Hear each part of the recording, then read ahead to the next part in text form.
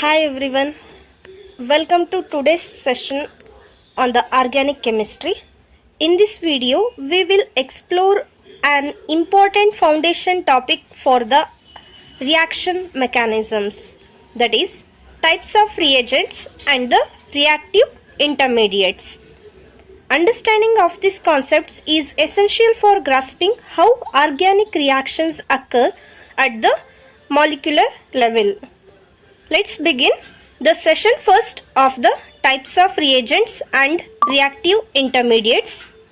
Myself Sumalata S, Assistant Professor from the Department of Chemistry, SKNG GFG College, Gangavati. In this session, we are going to concentrate on the types of reagents, that is electrophiles, nucleophiles, reactive intermediates, and finally carbocations. Okay, let's begin with the reagents. Types of reagents. These are two fundamental types of reagents in the chemistry defined by their behavior with the electron pairs. They are electrophiles and nucleophiles. Let's begin with the electrophiles. An electrophile is a chemical species that is attracted to electrons and can accept a pair of electrons to form a chemical bond. It is essential an electron deficient molecule or ion that seeks out electron rich centers in other molecules. Electrophiles are often positively charged or the neutral species with the vacant orbitals.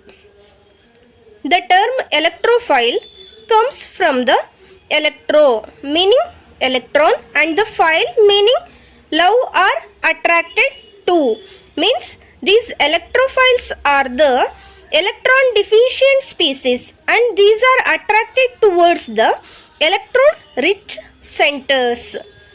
Electrophiles are characterized by having the deficiency of electrons either due to positive charge or a lack of electrons in their valence shell. Electrophiles participate in chemical reactions by accepting a pair of electrons from the another molecule to form a new covalent bond. The examples of the electrophiles includes H+, NO2+, SO3 and various Lewis acids like BF3 and AlCl3. Next, nucleophiles. What are these nucleophiles?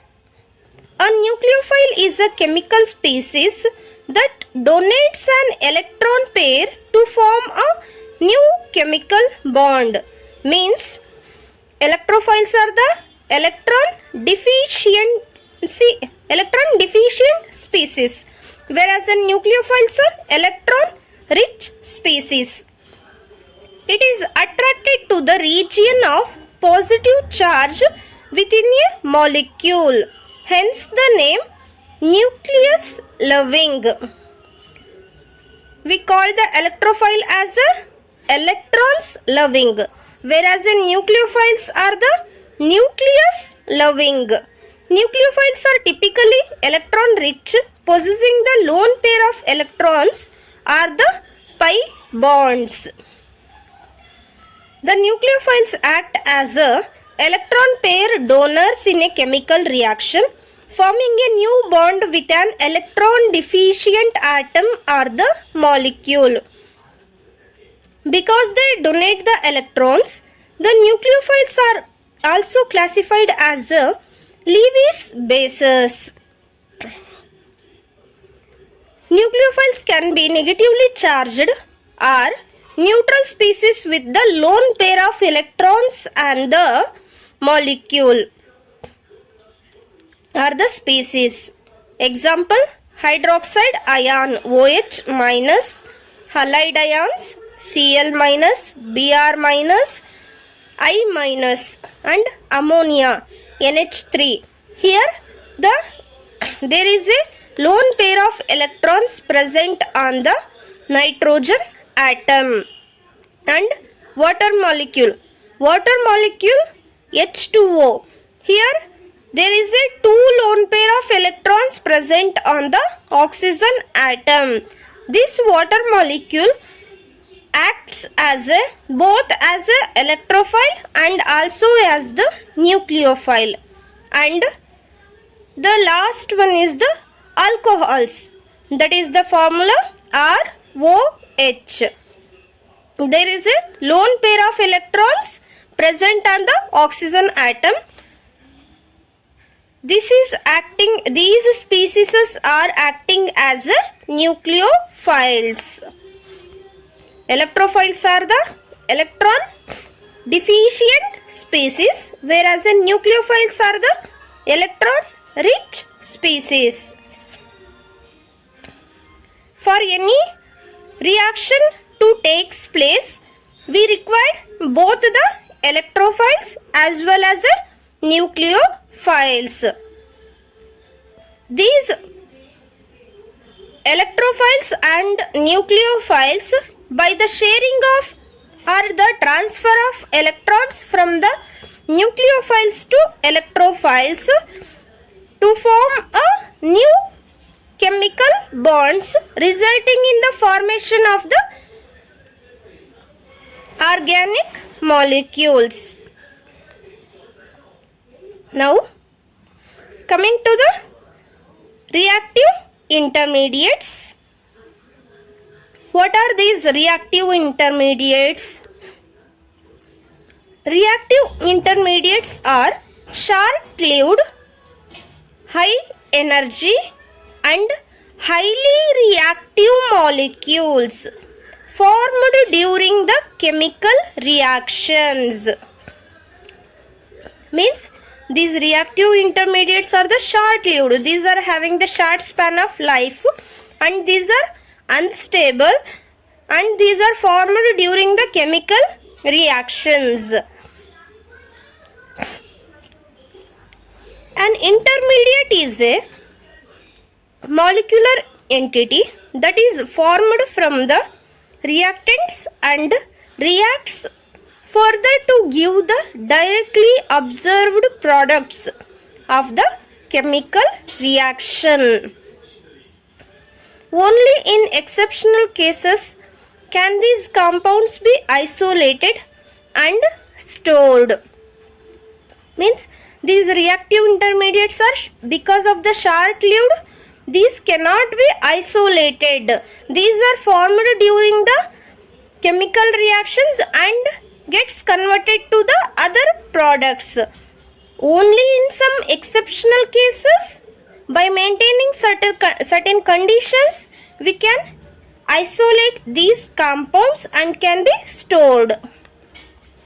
Some of the reactive intermediates based on the carbon are given by carbocations, carbanions, free radicals, carbenes, nitrines and arines. Now let's explore the carbocations. What are these carbocations? Carbocation is an ion with a positively charged carbon atom. Means cation means, what is the meaning of cation? The species which consisting of the positive charge are the species which is deficiency of the electrons. Those will get the positive charge. Here the carbon atom is having the positive charge. Hence these are termed as carbocations. They are formed by the heterolytic fission of the covalent bond. What is the mean by heterolytic fission? Means heterolytic fission means there is the bonding pair of electrons is shifted towards the only one atom or a group of atom, and due to this one species will get the negative charge and the other species will get the positive charge. Okay. Then what is the mean by homolytic fission? Homolytic fission is the bonding pair of electrons when it is breaking is equally distributed between the two atoms. Then that fission is called as a homolytic fission. Hence, the carbocations are formed during the heterolytic fission of the covalent bond. Some of the examples of carbocations include methyl cation, that is the CH3 plus. Why it is cation? Because the methane molecule has the molecular formula of CH4. When this is CH4 is undergo heterolytic fission, what happens? There is a formation of CH3 plus and H minus. What we called H minus? H minus is the hydride ion, means hydrogen with the negative charge. Similarly, ethyl cation and tertiary butyl cation, and this is the benzyl carbocation, allyl carbocation and triphenyl methyl carbocation. Next, coming to the types of carbocations. How many types of carbocations are present? There are 4 types. One is the primary carbocation, means here in this case the positive charge is present on the carbon atom, which is the primary carbon. Okay. What is the mean by primary carbon? Means in case of primary carbon, the carbon atom is attached with the only one other carbon atom. Then that carbon is termed as a primary carbon. So, if the positive charge is present on that primary carbon atom, then that carbocation is termed as a primary carbocation. Second one is the secondary carbocation. Here the positive charge which is present on the secondary carbon atom, means the carbon atom which is attached to the 2 other carbons. Third one is the tertiary carbocation. Here the positive charge is present on the tertiary carbon, means the carbon atom which is attached to the 3 other carbon atoms. Then these are termed as tertiary carbocations. Okay. Example, methyl carbocation and primary carbocation, secondary, tertiary carbocations. The fourth one is the non-classical carbocations. What are these non-classical carbocations? A cyclic bridged cation involving 3 center 2 electron bonding, in which 3 atoms share 2 electrons, is unusual, and such a species are considered as non-classical carbocations or bridged carbocations. Means, for example, phenonium ion. Here what happens? There is a sharing of 2 electrons between the 3 atoms. Here 7 norboronyl cation, and last one is a cyclopropyl methyl cation.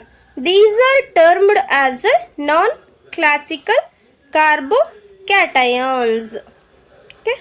Next, the generation of carbocations. Let's now see how these carbocations can be generated in organic reactions. First, in the case of ionization. During the direct ionization, a leaving group attached to a carbon atom leaves with its pair of electrons, resulting in the generation of a carbocation. For example, during the solvolysis using the polar solvents, an alkyl halide ionizes to the intermediate carbocation and corresponding anion. Okay, when we take alkyl halides with the suitable polar reagents, here what happens? This RX bond, covalent bond, is undergo heterolytic fission to form the R plus carbocation along with the halide ion. Second one is the ionization after an initial reaction.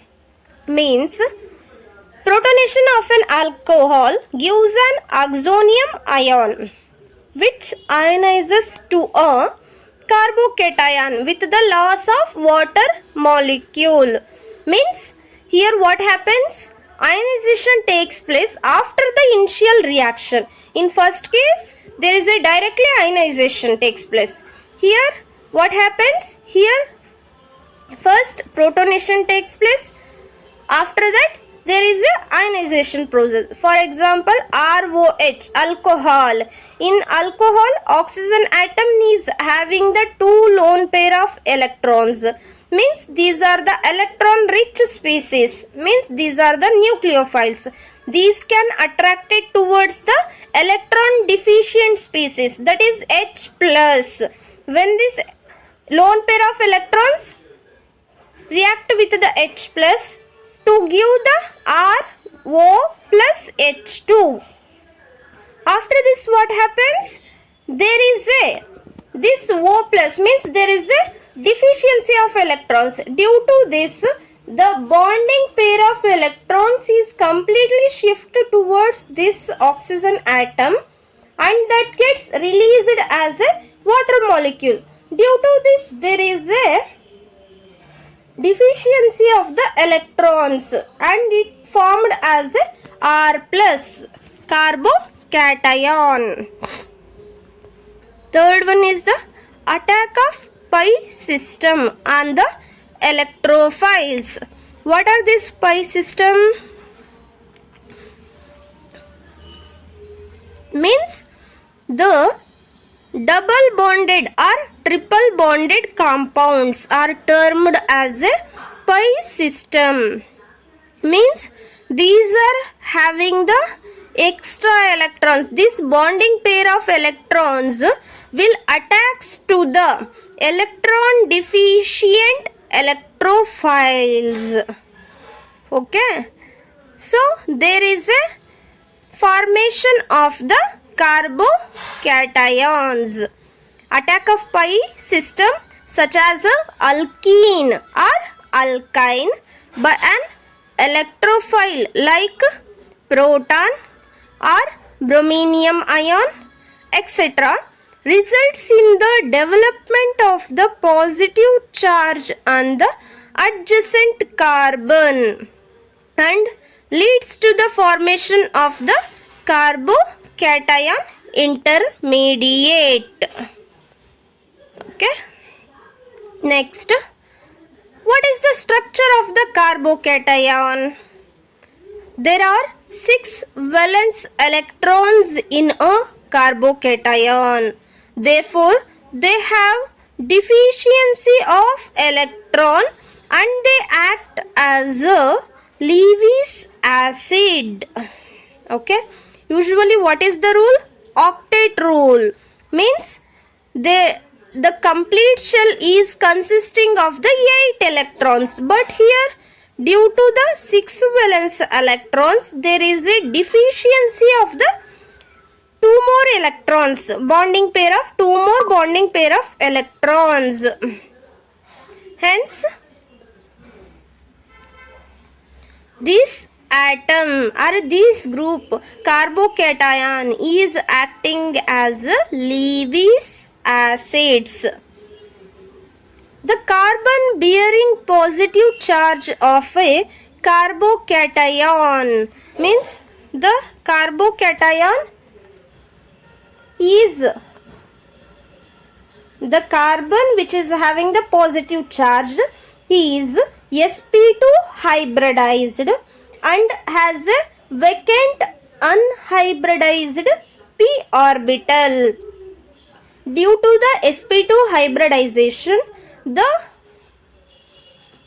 species which has the planar structure and the bond angle is 120 degree. Next, stability of the carbocation. The stability of carbocation is governed by several factors such as first one is the inductive effect. What is this inductive effect? When the alkyl groups are electron releasing in nature, this contributes to the positive inductive effect. These positive groups increases the stability of carbocation by neutralizing the partially the positive charge on the carbon atom and is directly proportional to the positive I power of the group.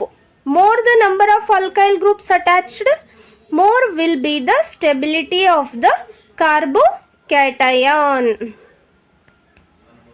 Next is the hyperconjugation. What is the mean by hyperconjugation? In case of carbocations, the sigma bond in the conjugation with the vacant p orbital on the carbon carrying positive charge participates in the delocalization.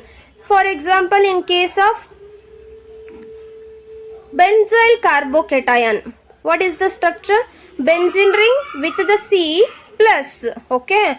Here what happens? The benzene ring has having the 3 pi bond systems.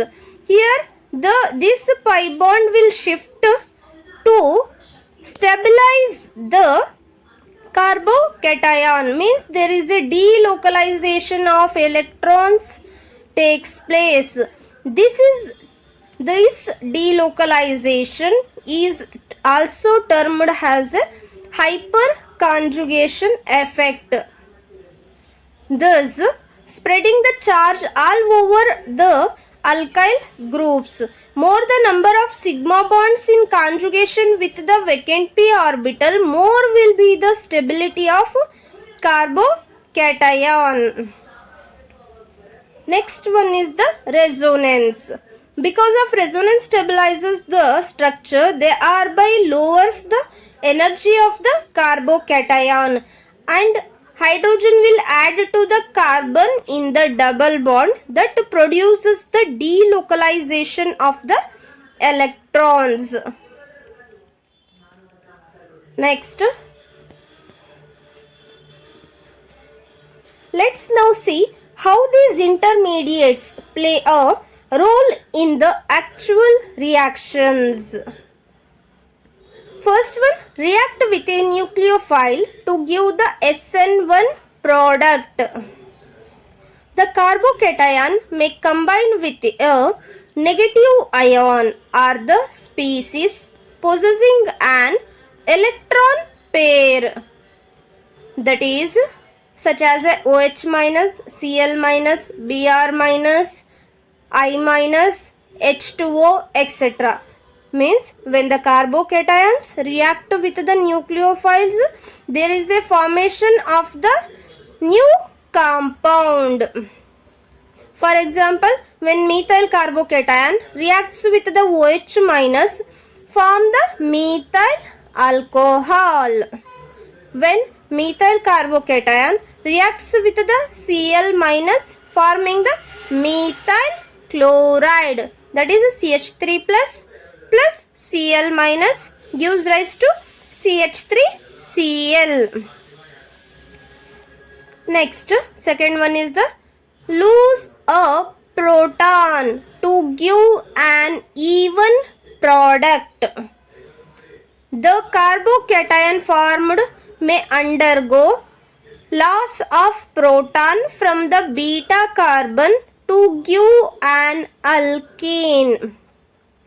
Here, for example, carbon atom C plus H and Z. Z means CH2 and H. If the carbocation is attached to the one more group, it is consisting of the hydrogen. Means the positive charge present on the carbon atom, that carbon termed as a alpha carbon, and the next carbon is termed as a beta carbon. If the hydrogen ion removes from that beta carbon, means the bonding pair of that is shifting towards this alpha and beta carbon. Due to this, there is a formation of double bond, means alkenes are formed. Next, third is the rearrange to another carbocation.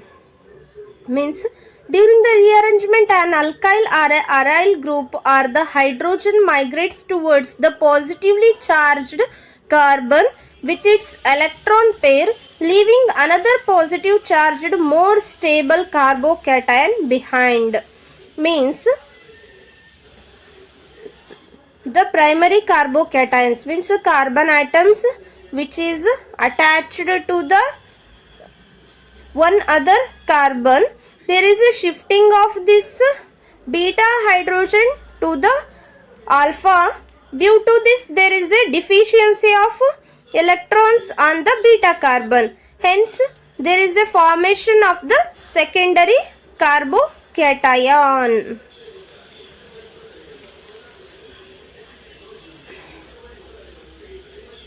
By the end of this session, we will come to know that the types of reagents and reactive intermediates, carbocations, formation of the carbocations, stability of the carbocations, and reactivity of the carbocations. Thank you for watching.